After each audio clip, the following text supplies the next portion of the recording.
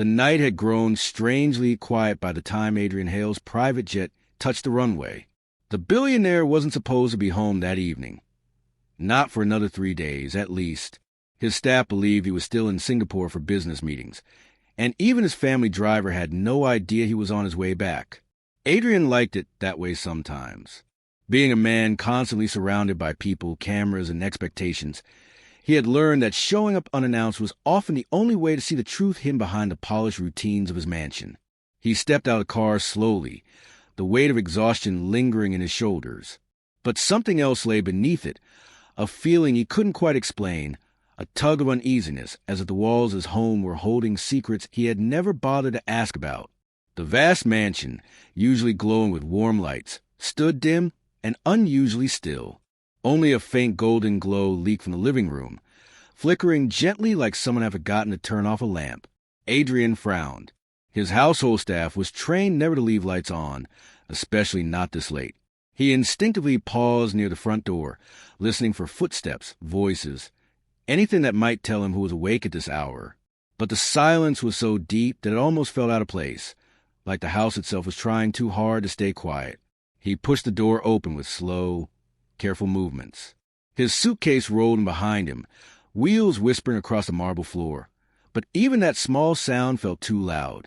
Adrian stepped into the foyer, his eyes scanning the familiar surroundings.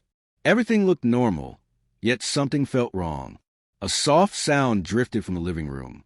It wasn't a voice, more like a gentle hum, followed by a faint giggle. Children?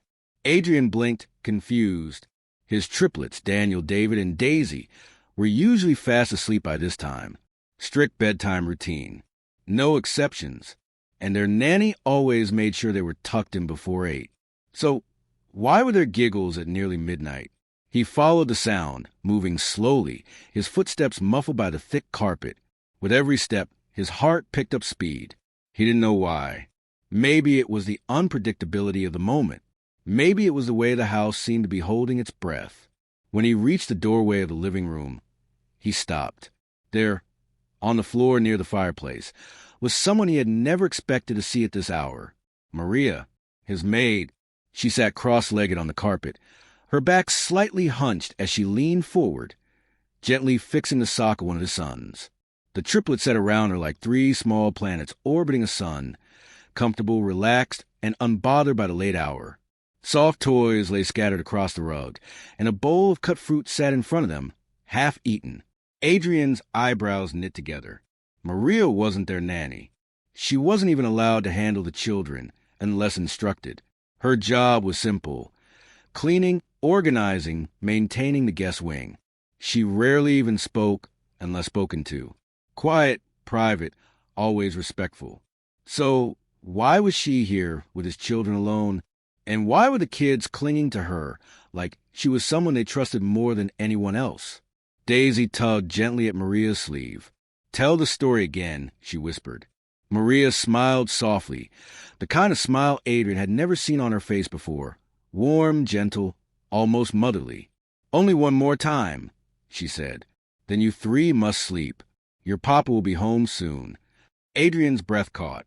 She knew he was coming? How? A chill ran down his spine. He took a step forward, and the floor creaked beneath him. Maria looked up instantly. Her eyes widened, but not in fear, in something else he couldn't name. The triplets jolted around, surprise lighting their faces. "Papa!" they squealed in unison. They scrambled up and ran toward him, arms stretched wide. Adrian automatically knelt to receive them. But even as he hugged them, his eyes remained fixed on Maria. There was something in her expression, something that didn't fit the quiet, obedient maid he thought he knew. She stood slowly, her hands clasped nervously in front of her, but she didn't look away. Her eyes held his, as if she was silently preparing herself for whatever came next. Adrian tightened his hold around the children, suddenly aware that the room felt too small for all the questions rising inside him. "Why are you awake?" he asked the triplets softly. They all pointed at Maria. "She couldn't sleep," Daniel said. "She was crying," David added. "And we heard her," Daisy whispered. Adrian's gaze sharpened. Crying? Why would Maria be crying inside his home at midnight? Why were the children taking care of her instead of the other way around? He stood, gently nudging the children toward the sofa. Go sit, he told them.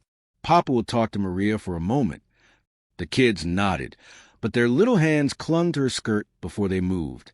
It was a small gesture, but it made something inside Adrian twist. He turned to her, lowering his voice. Maria, what is going on here? She opened her mouth, closed it again, then looked down as if gathering courage. I didn't expect you to return tonight, she whispered. I thought I still had time. Time for what? Adrian stepped closer, his confusion deepening. Maria, if there is something happening in this house that I should know about, I need you to tell me. Her breath trembled. She wiped her palms against her apron, hesitating.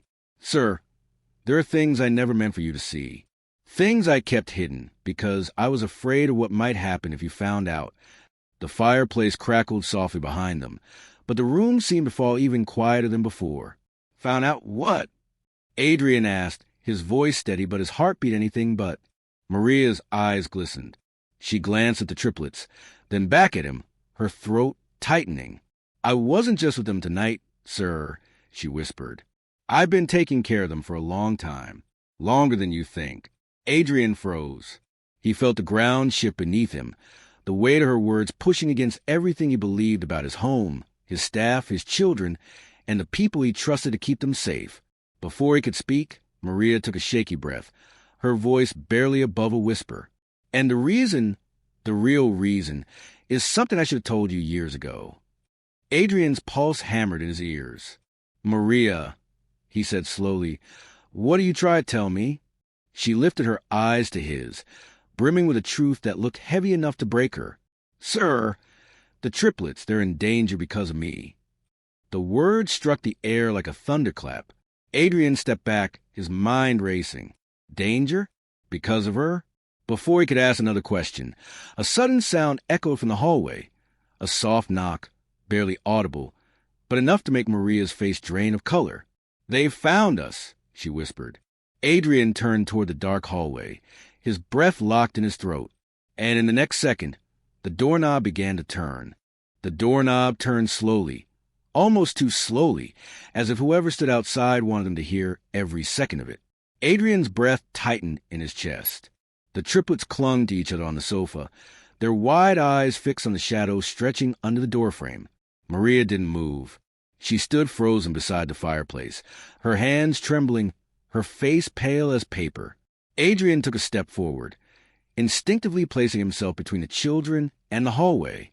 For the first time in a long while, he wasn't thinking like a billionaire.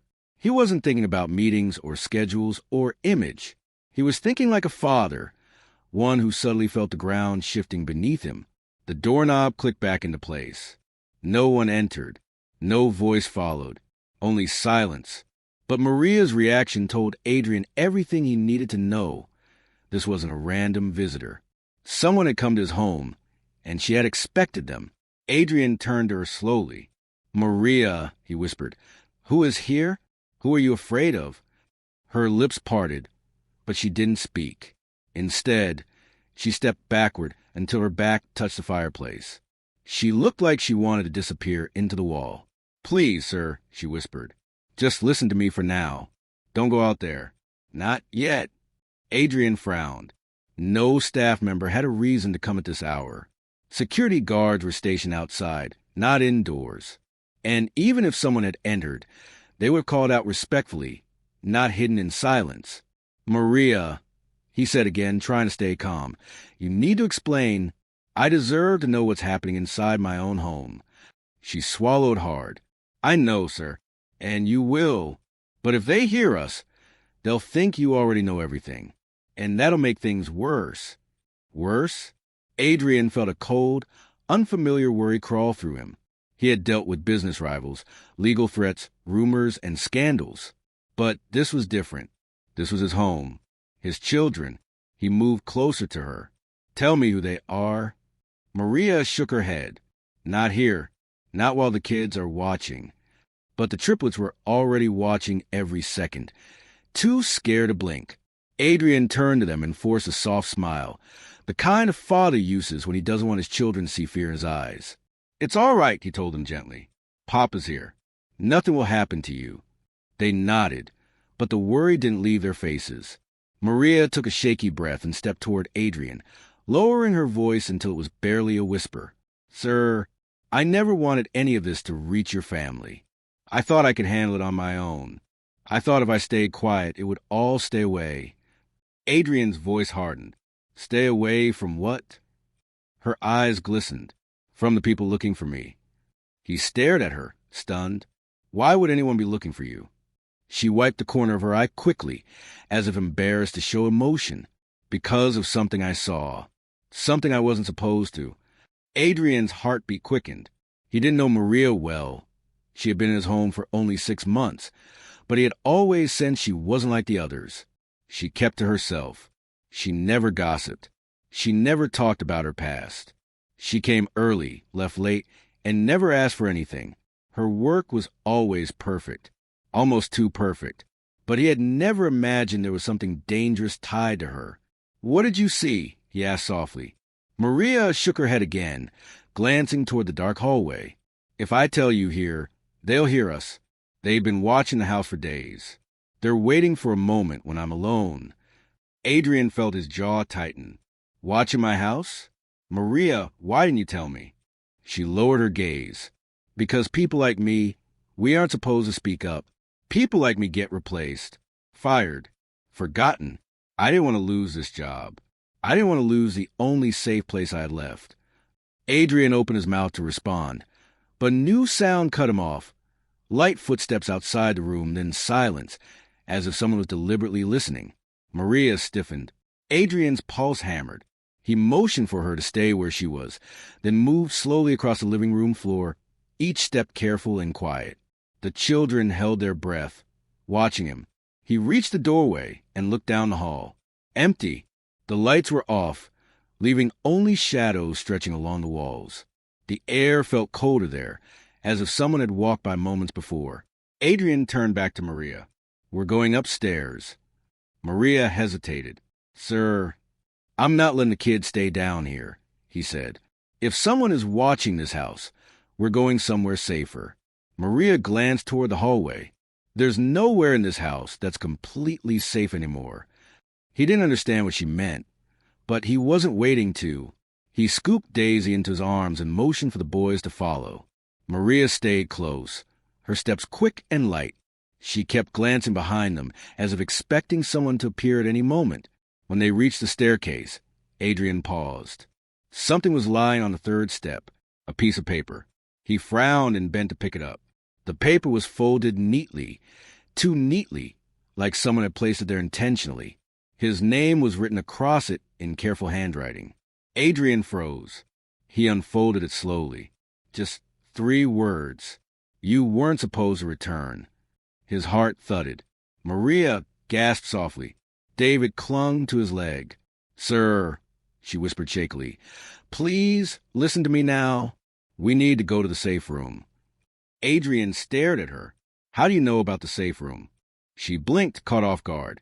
"I overheard the security briefing once. I didn't mean to, but I paid attention because I thought one day I might need to take the children there." The honesty in her voice wasn't what shocked him. It was the fact that she had thought about protecting his children even before any of this started. He nodded once. "Let's go." They moved quickly but quietly up the stairs. The boys clutched Maria's hands. Daisy hit her face in his shoulder, and every step felt heavier than the last. Halfway up, a floorboard creaked behind them. Adrian spun. Someone stood at the bottom of the staircase, hidden in the shadows. He couldn't see their face, only the shape of their shoulders, the outline of a tall figure. Maria's hand flew to her mouth. "No, no, no." The figure didn't move. They didn't speak. They just watched. Adrian felt every muscle in his body tighten. He shifted the children behind him slightly, shielding them. Finally, after what felt like an eternity, the figure took one slow step forward, then another. Maria grabbed Adrian's arm, her whisper breaking like glass. "Sir, that's one of them." Adrian didn't know who them was, but right now, It didn't matter. He tightened his grip on Daisy and turned toward the upper floor. "Run," he whispered. Maria grabbed the boys and hurried ahead, their footsteps light and panicked. Adrian followed behind, refusing to look back again. He didn't have to. He could hear the slow, steady footsteps climbing after them, not rushed, not panicked, but confident, as if the person already knew there was no escape. And deep inside, Adrian felt it too. The danger wasn't coming. It was already inside the house. Adrian hurried the children down the hall, every step echoing with a growing panic. He tried desperately to hide. Daisy clung to him, her tiny fingers buried in his shirt, while the boys gripped Maria's hands as if she were the only steady thing left in the world. The mansion, once a place of quiet luxury and order, now felt like a maze filled with shadows and hidden intentions. Every room they passed seemed darker than the last, as if someone had drawn all the warmth out of the house. Behind them, the footsteps continued up the stairs, slow, steady, unbothered. Whoever the figure was, they didn't seem afraid of being heard. That confidence frightened Adrian more than anything else. Someone who wasn't running, wasn't hiding, wasn't worried, was someone who believed they had control. Maria kept glancing back, her breathing shallow. "They weren't supposed to come inside," she whispered shakily, almost to herself. "They must have seen you return. They must think everything is ruined now."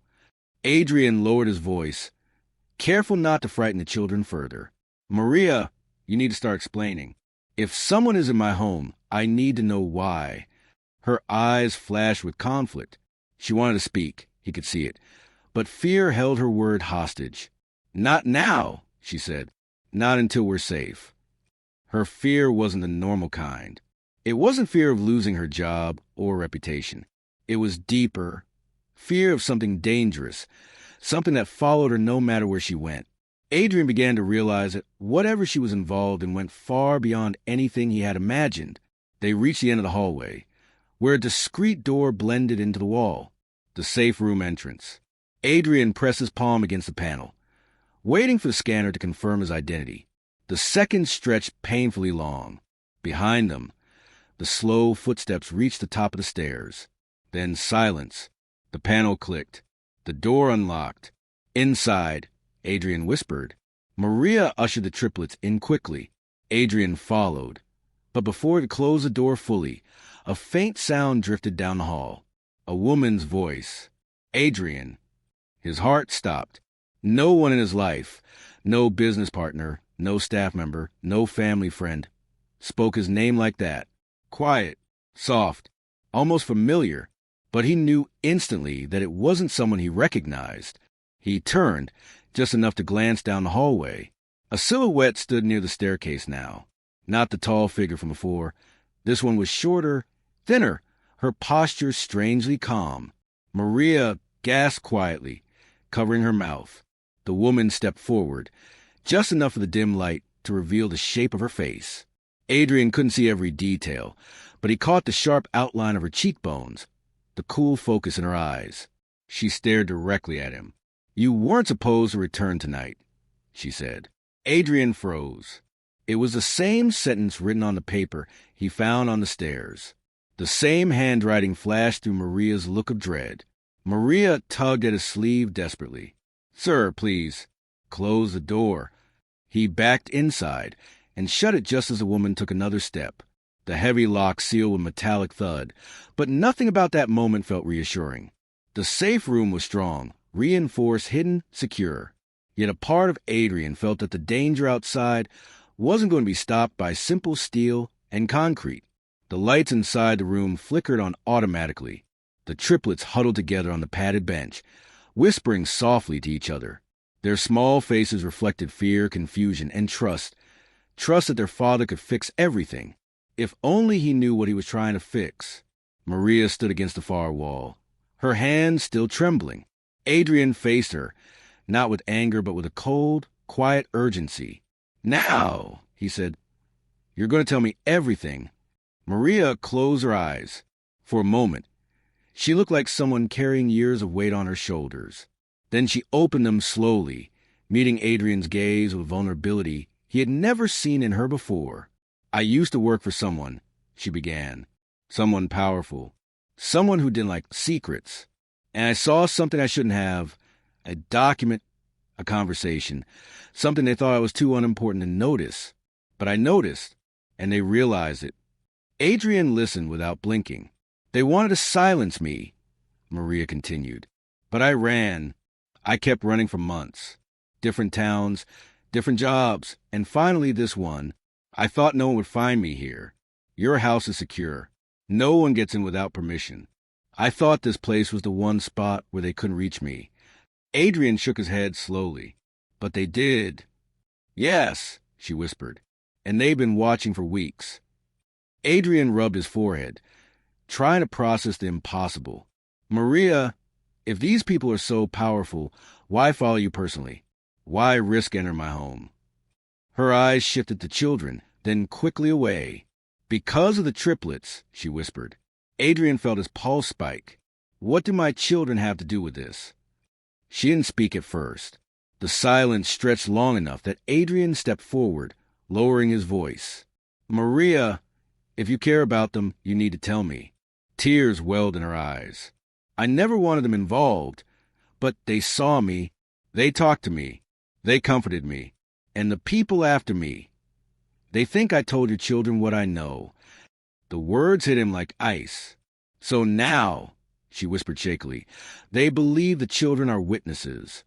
Adrian took a step back, feeling the room tilt. His triplets, just toddlers, seen as witnesses to something they could barely understand? It made no sense. It was unthinkable. But the fear in Maria's face was real. They won't hurt them, she added quickly, as if trying to protect his heart from breaking. Not if they get what they want first. And what is that? He asked. She shook her head slowly. They want me. Before Adrian could respond, a sudden thud hit the safe room door, hard, metallic, and deliberate. The children screamed. Maria froze. Adrian spun toward the door, heart racing. Another thud followed, then a slow, dragging sound across the doorframe, like someone tracing their fingers along the metal. Adrian grabbed his phone, intended to call security, but Maria shook her head urgently. Don't. They've hacked the system. They must have. The guards wouldn't let anyone inside unless. She stopped. Unless the guards were no longer in control. Adrian tried the emergency communication screen on the wall. Static. No signal. The backup line blinked red. Someone had shut them down. Maria hugged the children close, whispering soothing words. Adrian stood by the door, listening as the dragging sound faded. Then footsteps again. Slow, calm, unhurried. The same way someone walks when they know exactly what they're doing. Maria, Adrian whispered, not taking his eyes off the door. You said they won't hurt the children. But what about me? She swallowed hard. They don't care about you, sir. Adrian breathed out in relief until she finished. They only care about what you might do, if you find out the truth. His heart froze again. What truth? Maria looked down, her voice breaking. The truth about why I chose to work in your house. Why I stayed close to your children. Why they trust me so much. Adrian frowned deeply. What are you talking about? She lifted her eyes. I didn't come here to hide, sir. I came here because your triplets are not just children in danger. She paused, her voice trembling as she spoke the words she had held in for months. They are connected to everything I saw and everything those people are trying to bury. Adrian felt the air leave his lungs. Nothing made sense anymore. But Maria whispered one more sentence that made his entire world tilt on its axis. Sir, what I discovered wasn't just a secret. It was a secret about your family. And before he could ask what she meant, another voice echoed faintly through the walls, soft, calm, chillingly familiar. Maria, Adrian opened the door. They weren't alone, and the truth was coming for them. The voice on the other side of the wall wasn't loud. It didn't need to be. It carried a calm confidence that made the hairs on Adrian's arms rise. It wasn't the voice of someone trying to break in. It was the voice of someone who believed they had already won. The triplets clung tighter to Maria. She pulled them close, whispering soft reassurances that didn't match the fear in her eyes. Adrian stepped toward the safe room door, not to open it, but to steady himself. His heartbeat thudded hard enough that he wondered if the person outside could hear it. "Maria," he whispered, "what do they want with my family? What secret are you talking about?" She swallowed hard, her eyes flicking between him and the door, as if every second she delayed made their chances smaller. "Sir, the people I used to work for never trusted anyone. They monitored everything. Everyone. Even you." Adrian's breath caught. "Me?" "Yes," she said. "You were more involved than you realized. They watched your business, your movements, your home, and they didn't like surprises. When your children were born, they saw it as a complication." He stared at her. "A complication?" She nodded shakily. "They thought the triplets could grow up knowing too much. You had dealings with people you didn't even realize were connected to them. People who looked clean from the outside but had dangerous ties beneath. You weren't aware of it, but they believed one day your kids could expose things without even understanding them." Adrian felt a cold wave wash through him. "They're toddlers. They know nothing." Maria closed her eyes. "But they think I told them something. They think I used my job to share what I learned." Adrian shook his head. "This is insane. You're telling me these people are targeting my children because of something they think they might know? Something they believe you told them?" Maria nodded. "They don't need proof. They only need suspicion." Outside, something scraped against the wall again. Slow, almost playful. Daisy whimpered and buried her face in Maria's shoulder. The boys huddled together, whispering frightened questions neither adult could answer. Adrian reached for the emergency drawer beneath the control panel. Inside were a few supplies, a flashlight, and a small protective device. Nothing meant for combat, but something to buy a second or two if needed. He gripped it tightly, knowing it wouldn't stand a chance against professionals. He turned back. "Maria, you said the secret was about my family. What secret?" Her eyes clouded with guilt. "Sir, I shouldn't be the one telling you, but I can't hide it anymore. When the triplets were born, something unusual happened behind the scenes. Something your security never reported to you." He frowned. "What?" "There was an attempt," she whispered. "Someone tried to access their medical files the night they were born. Someone from the same people who are after me now." Adrian froze. "But why? Why target newborns?" Maria looked at him with a sadness that felt deeper than fear. "Because your children weren't just any newborns. They believed your wife. She had information they wanted. Information she never shared." Adrian felt the ground tilt. His wife, gone now for years. He had lived with a quiet grief, believing her passing was just a tragedy of life. Unexpected, heartbreaking, but natural. But now, "Maria," he said, his voice tight, "are you telling me my wife was involved with these people?" Maria hesitated, then nodded faintly. Not willingly, but she discovered something. Something they didn't want known. And when she passed away, they assumed she left that information to someone. Adrian stared at her, unable to breathe. To who? Maria's voice cracked. To the children, or to someone who would eventually be close to them. The safe room lights flickered suddenly. A power surge. The backup generator kicked in a second later, but the flicker wasn't random. It was deliberate. Someone outside was testing the system, trying to find weak points. The voice returned, softer this time, almost coaxing. "Maria, Adrian, open the door. You're only making things harder for yourselves." Maria backed away from the wall, as if the voice itself could pull her through it. Adrian reached for the comm screen again, hoping the backup lines might have revived, but they remained dead, a cold red glow filling the corner. Maria's hands began to shake again. "They're not here to talk, sir. They only pretend they want to negotiate. The moment that door opens..." She didn't finish. Adrian didn't need her to. He looked at his children, their tiny faces, their terrified eyes. Everything in his life narrowed down to a single truth. He had to protect them, no matter what it cost him. The footsteps outside shifted, moving parallel to the wall. Slow, calculated, as if the person was mapping out the structure, testing for vulnerabilities. Maria whispered quickly, "There's more you need to know. The person outside She's not the only one. There are at least 3. Maybe more. I heard them last night at the back of the house. They're surrounding us. Adrian's pulse spiked. You knew they were here last night? Why didn't you tell the guards? I tried, she said, her voice breaking. But the person at the gate wouldn't let me through. I think someone paid him off. Or threatened him. Another crack sounded. This time closer, sharper. It wasn't at the door. It echoed through the ventilation shaft above them. Daisy screamed. Adrian's heart seized. He looked up. Nothing visible. But the duct had shifted. Someone was trying to access the air system. Maria grabbed the boys, pulling them farther back. Sir, they're trying every way in. If they get through the vents. They won't, Adrian said, his voice hardened before. Even though he didn't fully believe it. Not before I figure out what's really happening. Maria's eyes glistened. Sir, the people after me, they aren't here because of something small.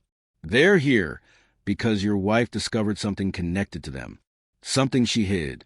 Something they believe you, or the children might still have. And you knew this? Adrian asked, stunned. Maria nodded. I found part of it. Just a piece. And I think it's still in this house. The room seemed to shrink around them. Adrian stared at her, feeling the weight of every unasked question pressing in. What is it? He whispered. Before Maria could answer, a loud metallic clang hit the top of the room, directly above them. A vent panel trembled visibly. Adrian instinctively shielded the children.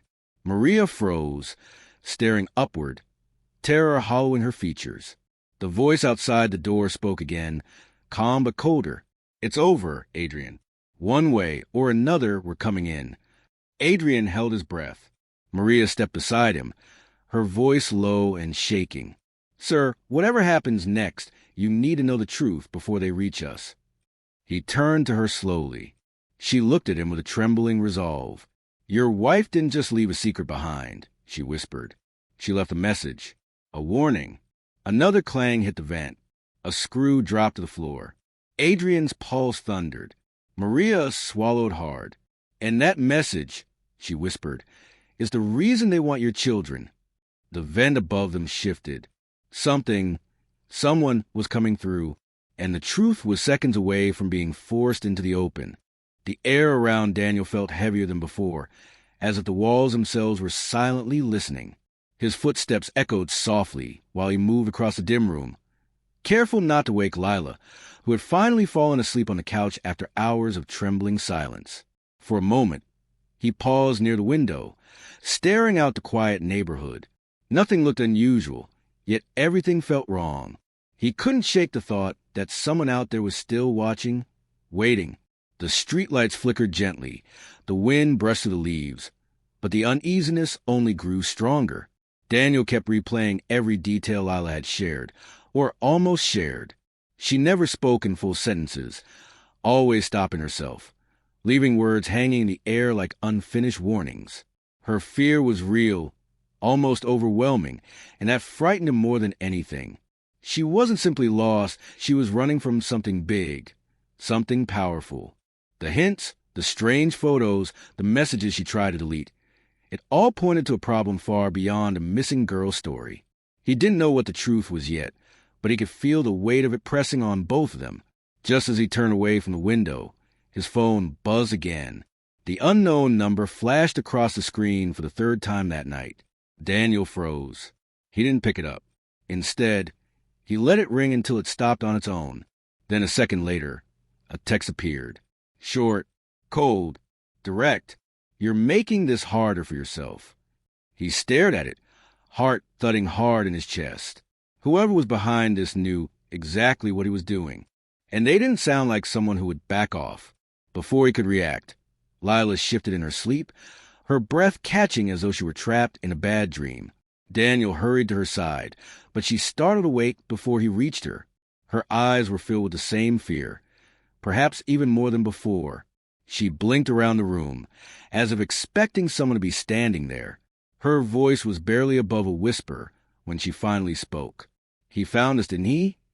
Daniel shook his head, trying to look calm even though he wasn't. No one's here. You're safer now. But she didn't seem convinced. She wrapped her arms around herself and looked away. You don't understand. He always finds me. Her voice cracked, and Daniel felt himself shiver. The desperation in her tone made his stomach twist. He wanted to ask who she meant, but something told him she wasn't ready to say. Instead, she hesitated, then reached into her backpack again. Daniel expected her to pull out another note or picture, but instead, she took out a small flash drive, thin, silver, almost shiny under the warm light. She pushed it toward him with both hands. This is why he's after me, she whispered. Daniel stared at the device, unsure what to say. It looked ordinary, but the way she held it, like it carried the weight of an entire world, made his pulse jump. What's on it? He asked softly. Lila shook her head. I don't know everything, but my dad said it was dangerous. He said I should run if anything happened to him. He said people would try to take it, and that I couldn't trust anyone. Daniel felt a chill crawl up his spine. This wasn't a simple family problem. This was something bigger, deeper, maybe even darker than he had imagined. Before he could ask more, a sudden noise outside made them both stiffen. It wasn't loud, just a faint crunch of gravel, like someone taking a slow step near the house. Daniel's breath caught as he stood up carefully. He moved back toward the window and peeked through the curtain with the smallest slip of light. At first, he saw nothing but darkness. Then, just barely, he noticed the silhouette of someone near the edge of the yard. Not moving, just standing. Daniel's hand tightened around the curtain. It felt wrong, too staged, too still. He stepped back slowly and quietly locked the front door, trying not to make a sound. Lila watched him with wide eyes, silently pleading for assurance. But Daniel couldn't lie now. Something had shifted. The danger was no longer distant. It was here, it was growing, and he didn't know how much longer he could protect her on his own. He motioned for her to stay low and keep away from the windows. She did, clutching her backpack tightly as though every memory she carried was inside it. Daniel grabbed his phone, not to call anyone. He didn't know who he could trust, but to take a picture of the silhouette outside. When he zoomed in, his heart skipped a beat. The figure wore a long coat, but the face wasn't visible. Only a faint reflection of what looked like a mask or visor. Then, right as Daniel watched, the figure tilted its head, almost as if it knew it was being observed. That small motion sent a cold rush through Daniel's entire body. He stepped back quickly, the breath leaving him in a quiet exhale. Lila's voice trembled. Is it him? Daniel didn't answer. Instead, he whispered, Pack whatever you have quickly. But before they could move, his phone buzzed again. This time, the message came with an image. Daniel hesitated, dread rising before he even opened it. When he finally tapped the screen, his heart nearly stopped. It was a photo taken from outside, taken only seconds ago. The picture showed Daniel standing at the window. Someone had taken it from the yard. A heavy silence settled over the room as Daniel slowly lowered the phone. Lila covered her mouth, tears welling up, but she didn't make a sound. The message below the photo read, Last warning. Hand her over. Daniel felt something inside him shift, not fear this time, but a powerful, protective instinct. He didn't know who these people were or why they wanted Lila so badly, but he knew one thing for certain. He wasn't going to let them take her. Not now. Not ever. But as he turned toward Lila, she looked more terrified than before. Not because of the message, but because she knew something he didn't. Something even worse. She took a shaky breath and whispered, Daniel, there's something I didn't tell you. He isn't alone. There's more than one of them, and they're everywhere. Her voice broke, and Daniel felt the last piece of false safety slip away. This wasn't just one man hunting her. This was something organized, something coordinated, something much bigger than anything he had prepared for. And now they had found them. The stakes had just changed, and neither of them were ready for what was coming next. Daniel's heart pounded as he guided Lila toward the back door, both of them moving quietly, as if sound alone could pull danger closer. The house felt smaller, tighter, as though every wall was leaning in on them. Lila kept glancing over her shoulder, clutching her backpack against her chest like it was the only thing keeping her upright. Daniel couldn't shake the image of that masked figure standing motionless in the yard. Whoever they were trained, and they weren't going to stop. The night air hit their faces as they stepped outside, cold enough to make Lila shiver. Daniel wrapped a hand around her shoulder and whispered, "Stay close. We'll head toward the old workshop behind the fence. They won't expect us to move this fast." She nodded, though her breathing was unsteady. The two of them slipped into the shadows, careful to stay hidden behind bushes and fences. The streetlights flickered again, almost as if the whole neighborhood was holding its breath. But before they reached the side gate, Daniel noticed movement, soft, almost unnoticeable. A second figure stepped out from behind his shed, dressed like the first, head tilted slightly, watching them. Lila gasped quietly, but Daniel pulled her behind him. He felt a fierce, protective resolve rise inside him. "Go back inside," the figure said through a voice modulator, calm and low. "Give us the girl, and no one else has to get involved." Daniel didn't answer. His eyes scanned around the yard, trying to find a way out, but shadows seemed alive now, shifting, revealing more silhouettes. 3, maybe 4. Lila trembled, her voice barely audible. They know about the flash drive they've been after for months. Daniel understood then. This wasn't just about finding her. This was about stopping her from revealing whatever truth the flash drive held. He took a slow breath. He knew they couldn't outrun this. Not with so many of them. Instead, he did the only thing he could. He reached into Lila's backpack, grabbed the flash drive, and held it up. "You want this?" he said, forcing calm into his voice. "Then you talk. Tell me what's on it." The figures exchanged glances, unsure of his next move. But Daniel didn't wait. He backed toward the workshop, pulling Lila along. The door to the workshop was old, but open with a low creak. Inside, the smell of metal and dust filled the air, tools scattered across the shelves. Daniel locked the door behind them, but he knew it wouldn't hold long. Lila sank onto an old wooden stool, tears welling in her eyes. "My dad," he didn't just work for the company. He found something they were hiding. Something big. He said people were going to get hurt if it wasn't exposed. That's why they came after him. Daniel swallowed the tightness in his throat. And now they want to erase every trace of what he found. Lila nodded, wiping her cheeks with shaking hands. Suddenly, a loud bang hit the workshop door, shaking the frame. Lila jumped, and Daniel pulled her close. Another bang followed, louder this time. They were breaking in. Daniel scanned the room desperately. His eyes landed on an old fuse box mounted near the ceiling. He didn't know if it still worked, but it was the only idea he had. He grabbed a metal rod from the tool bench and wedged it under the fuse switch. "Lila," he whispered urgently, "when the lights go out, stay low. Follow my voice. Don't let go of my hand." She nodded, gripping his arm tightly. The door cracked again, and through the thin gap, he saw a boot step inside. Without waiting another second, Daniel shoved the fuse switch up with force. Sparks erupted.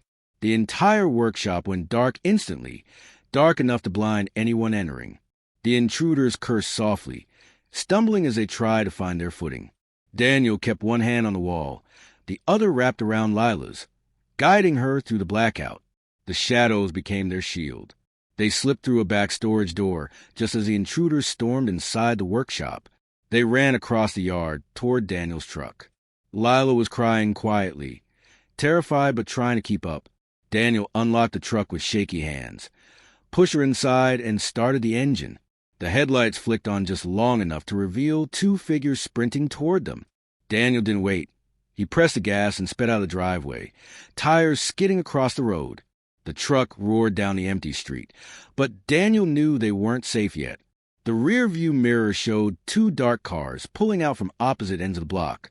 The chase was on. Lila held her breath, clutching the flash drive in her palm, like it was a piece of her father's heart. Daniel took sharp turns, weaving through streets, trying to lose them. But no matter how quickly he drove, the cars stayed close, their headlights burning like 2 silent threats behind them.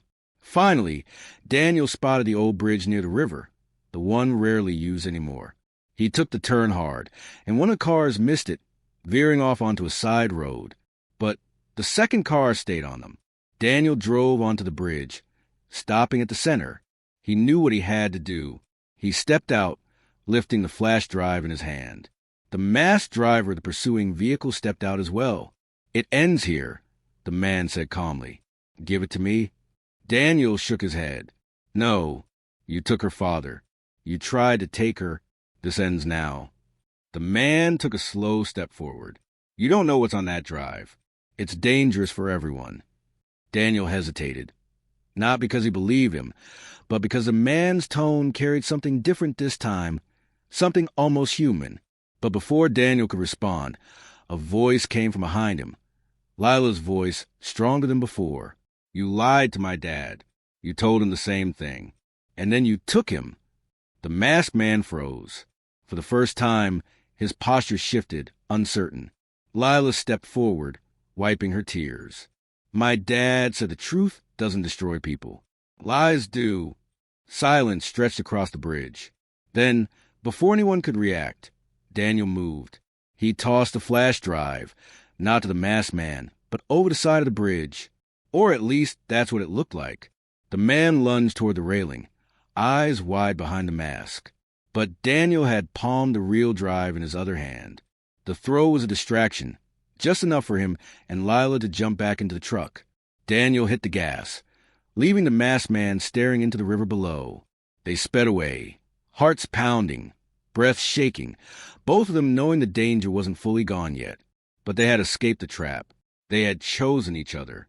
And then, just as the sun began to rise behind the hills, Daniel's phone buzzed again. He almost didn't check it.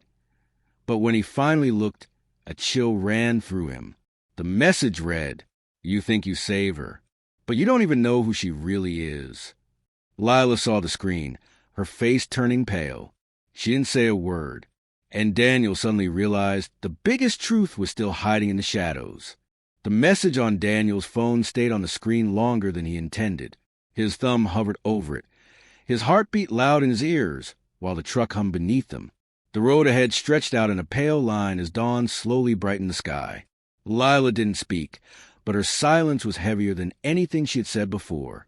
Daniel glanced at her, noticing the way she stared out the window. Her fingers curled tightly around the small strap of her backpack. "Lila," he finally said softly, "is there something you haven't told me?" She didn't answer right away. Her breath shook once before she gathered herself.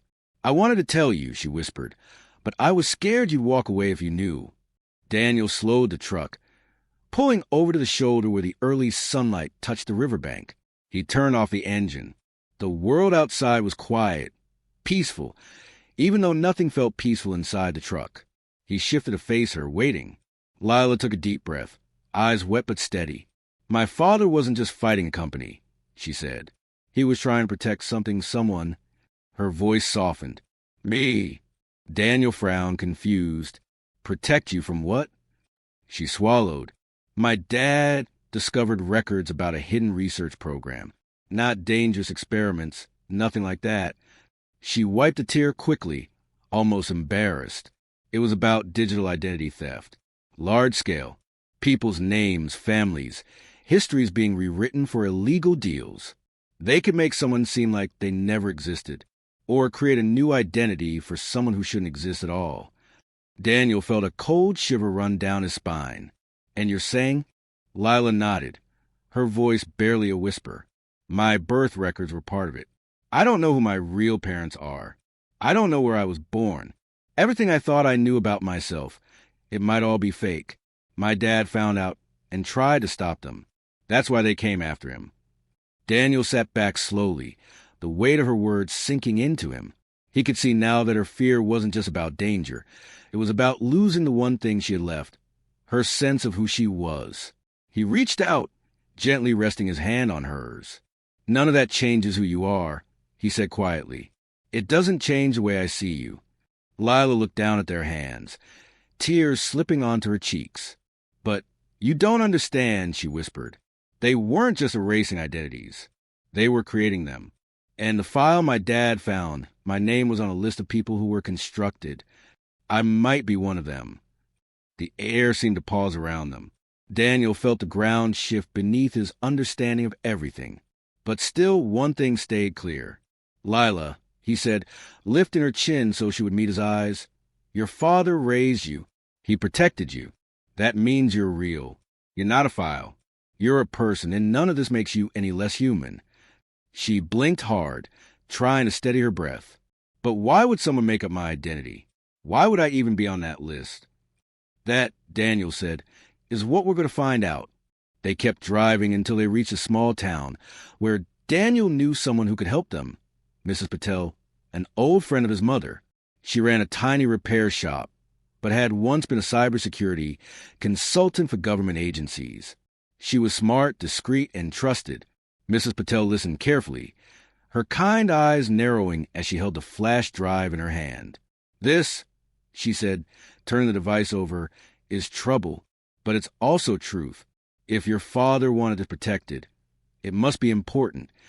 She booted up an old computer in the back room, one that wasn't connected to anything. No internet, no networks, no tracking, she muttered as she worked. Lila stood behind her, nervous but curious, while Daniel kept watch near the front door. After several minutes that felt like hours, Mrs. Patel exhaled sharply. "Your father was right," she said. "This is a list of manufactured identities. Not criminals, innocent people.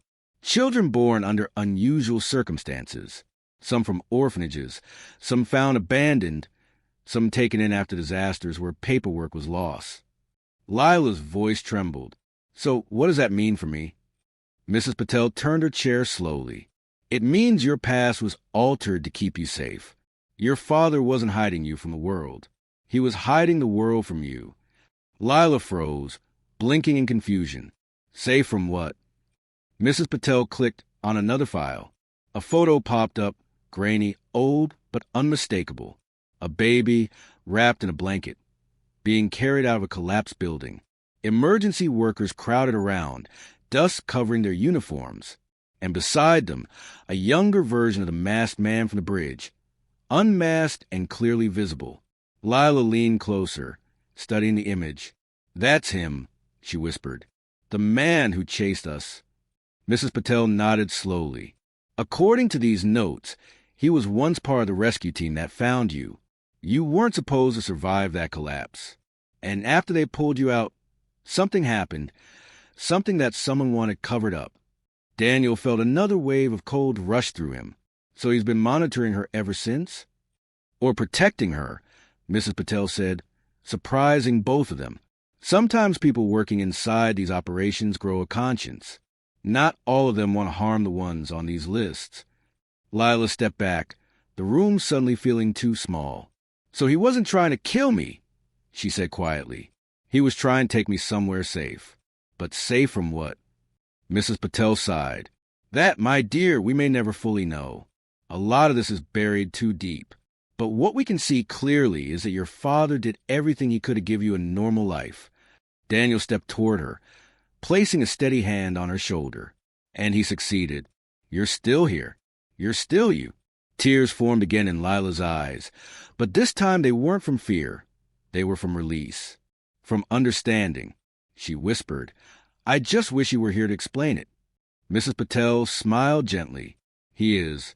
Everything you've learned, every step you've taken, that's him guiding you." As they left the shop, Daniel noticed Lila's posture had changed. She stood a little straighter, breathed a little deeper. The fear that once shadowed her face now softened into something else. Acceptance. They drove back toward town, letting the morning sun warm the world around them. The danger wasn't following anymore. The masked man hadn't returned. The cars were gone. The road felt open again. After a long stretch of silence, Lila spoke softly. "Daniel." "Yeah. Thank you for not giving up on me, even when you didn't know who I was." He smiled faintly. "I didn't stay because of who you were. I stayed because of who you are." Lila let out a breath she'd been holding for days. For the first time since the nightmare began, she felt safe. Not because the threats had ended, they hadn't entirely, but because she wasn't alone anymore. The truth hadn't broken her. It had freed her. As they reached a small hill overlooking Riverbend, Lila turned to Daniel.